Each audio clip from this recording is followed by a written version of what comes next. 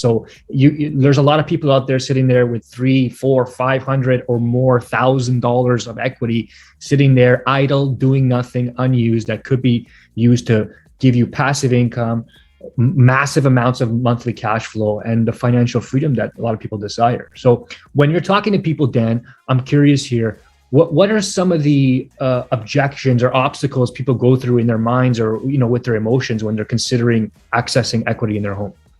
Great question. We get this a lot. We run into clients who, listen, number one, it's a great thing. I always tell it's a great thing that you've paid off your mortgage. Okay, let's start there. Okay, there's nothing wrong with that. Oftentimes we spend our lives dreaming of the day that our mortgage is paid off, so we never have a payment anymore. So I understand that, but it's a change of thinking in terms of leveraging the equity in your home. You're not necessarily adding debt. There's good debt and there's bad debt, and this is leveraging it. So certainly getting past that mental block sometimes of, well, I've paid off my house and I don't want to go back and add a mortgage onto it. It's a different state of mind here. Penalties, that's another one. With rates so low today, a lot of clients, had the opportunity to lock into interest rates previously, last 2-3 years where the rates may have been higher.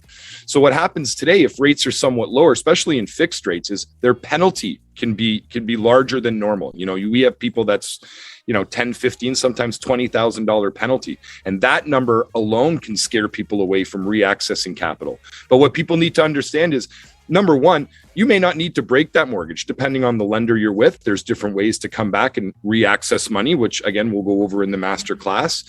Sometimes breaking that mortgage and paying the penalty can make a lot of sense. It's really about doing your numbers. I mean, look, paying a $10,000, $20,000 penalty may seem like a lot today, but if it's getting you access to money that you're able to then reinvest to make more money, sometimes that can make sense as well. So it's really sitting down, Paul, with a finance person, somebody like myself or somebody focused on real estate investing, and really just going over the numbers and the options you've got available.